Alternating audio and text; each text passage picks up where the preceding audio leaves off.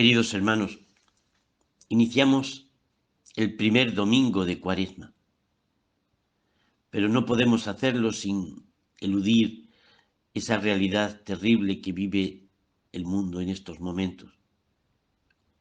Ucrania tiene que dolernos en lo más profundo de nuestro corazón, porque el sufrimiento y la muerte de nuestros hermanos no nos puede dejar indiferentes. Nos ha de llevar a sentir con ellos su dolor, siendo conscientes que esta guerra es fruto del pecado. Cuando la paz es solo fruto de acuerdos, pero no brota del corazón, termina por romperse. Porque cuando Dios desaparece del corazón del hombre, el hombre intenta hacerse como Dios y dominar al contrario. Pienso que el Evangelio de este domingo nos puede iluminar a saber con quién estamos luchando.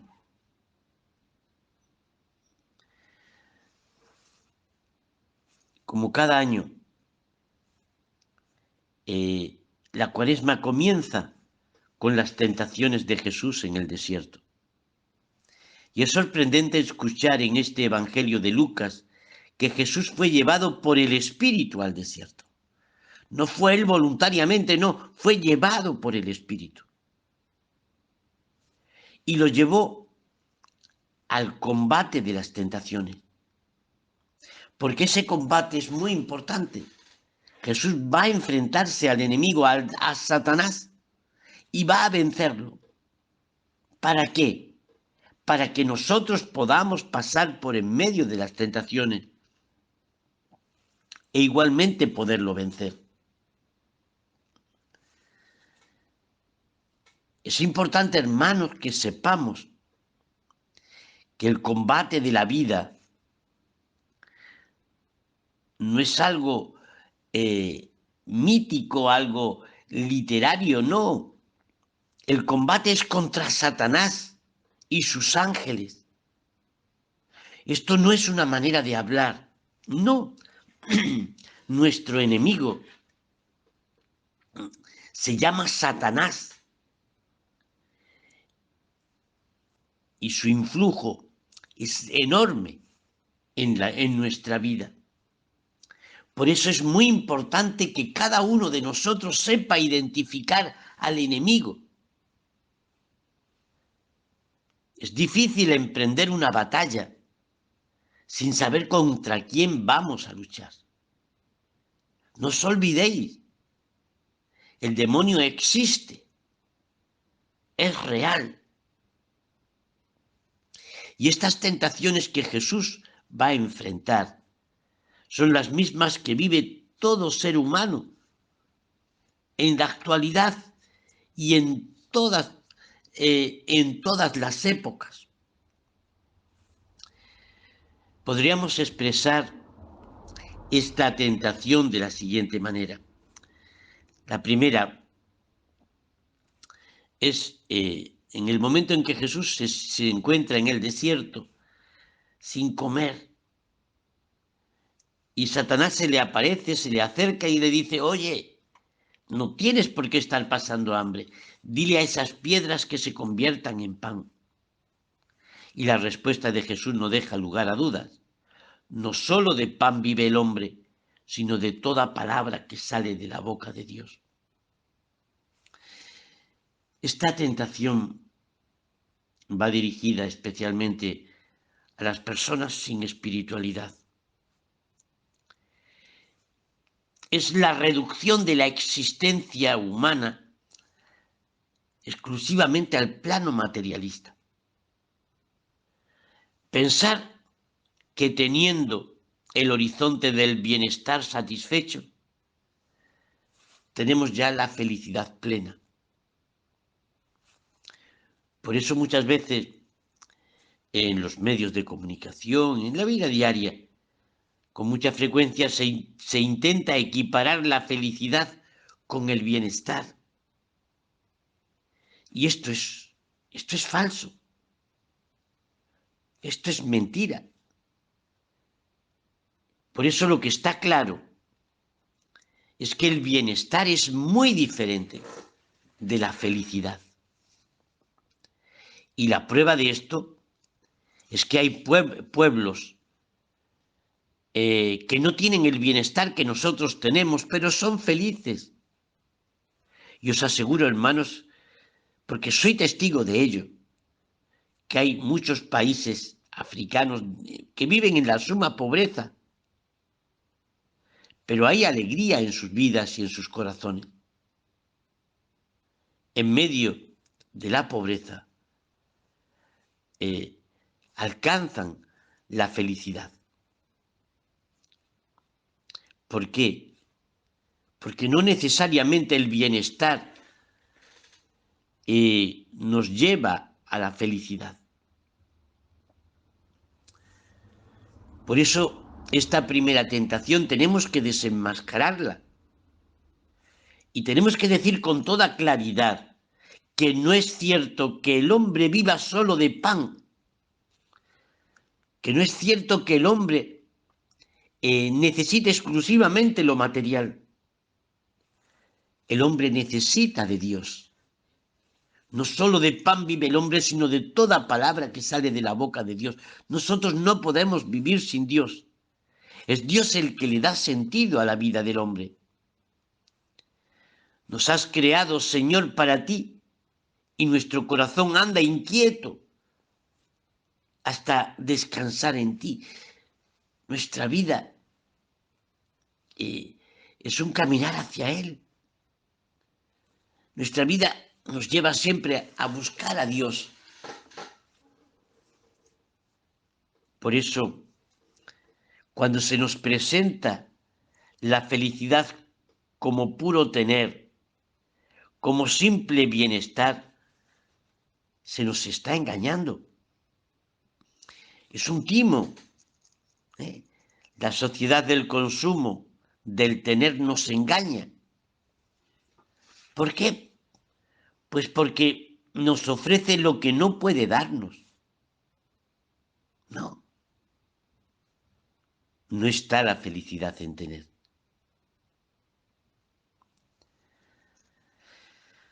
Hay una segunda tentación en la que el demonio va a llevar a Jesús al pináculo del templo y le va a decir: tírate de aquí y tus ángeles te recogerán ante la admiración de todos los que se encuentran en la plaza. Eres un desgraciado, Jesús, le dice el demonio. Nadie te sigue, nadie te escucha. Caramba, haz algo espectacular tirándote del pináculo del templo. Y Jesús le dice con toda claridad: no tentarás al Señor tu Dios. Esta es una tentación diferente a la anterior, porque en esta tentación aparece el intento de manipular a Dios para que se ponga a nuestro servicio. Es el hecho de pedirle a Dios milagros para que cambie nuestra historia, para que en lugar de yo hacer tu voluntad, que Dios haga mi voluntad. Es intentar hacer de Dios un talismán a nuestro servicio. Es querer eliminar el camino de la cruz. Hermanos, no hay camino sin cruz. No pretendáis una vida en la que no hay cruz. No lo pretendáis, porque no existe. Olvidar que nuestro camino es el de la perseverancia, es engañarnos. Por eso, hermanos, no intentemos manipular la voluntad de Dios para que haga nuestro capricho. No. Busquemos en todo momento entrar en el deseo de Dios. No le pidas a Dios cosas que no puede darte. Pídele al Señor en todo momento, Señor, que yo pueda hacer tu voluntad. Estas dos tentaciones se dan al mismo tiempo muchas veces. Por eso Jesús le dice, no tentarás al Señor tu Dios. Porque no soy yo quien da las órdenes a Dios, sino que yo estoy llamado a obedecer a Dios. ¿Y cómo? A través de un camino de humildad y de sencillez, de abandonarme en sus manos. No podemos jugar a ser dioses, no hermanos. Dios es solo uno. Y Dios es el autor. Dios es el que manda. Y a nosotros nos toca entrar ahí, sabiendo una cosa, que Dios me ha creado por amor, que Dios no me ha creado para sufrir. Pero cuando me olvido de Dios, cuando me dejo seducir, cuando me dejo engañar, lo ignoro. Y eso es lo que el demonio intenta en todo momento. Pero hay una tercera tentación. Es en la que Satanás lo lleva al monte más alto donde se contemplan todos los reinos de la tierra. Y Satanás le va a decir, mira, todo esto te lo daré si postrándote me adoras. Y la respuesta de Jesús será contundente.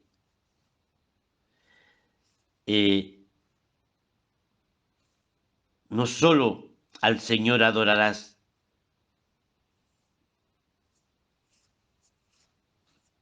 solo a Él. Solo Él merece la adoración, solo Dios. Y solo a Él darás culto. Esta es la tentación en la que se intenta utilizar medios ilícitos para triunfar.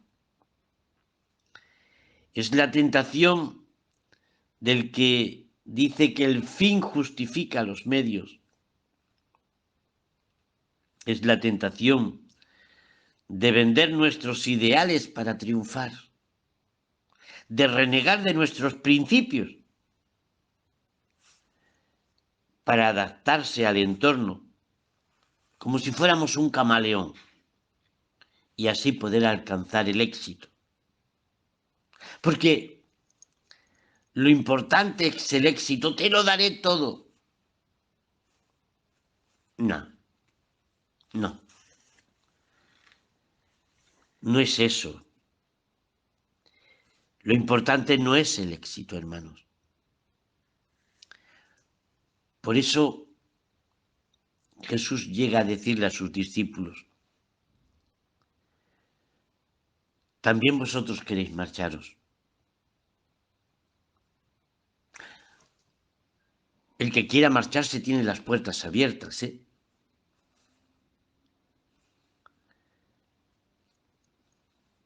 Porque en esta línea yo puedo provocar una guerra que me va a llevar a conquistar un país simplemente para tener más poder.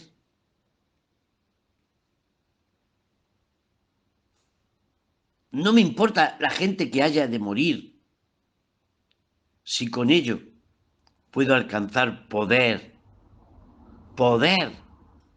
dominio sobre los demás.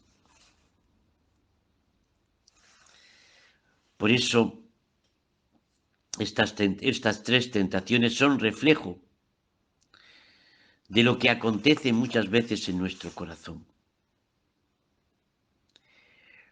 Una primera tentación del materialismo, en la que el demonio te seduce y te engaña y te dice que el tener es lo más importante. Nos encontramos también con una segunda tentación, que es la manipulación de Dios. Señor, haz mi voluntad.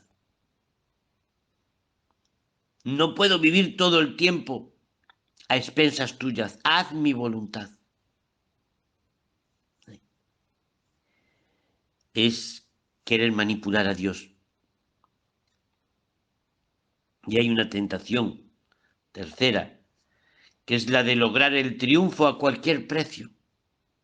Sí, no importa lo que cueste, porque lo importante es que yo triunfe, que yo llegue a la meta y que yo sea aplaudido. Por eso el Señor se va a enfrentar a estas tres tentaciones con una doble finalidad.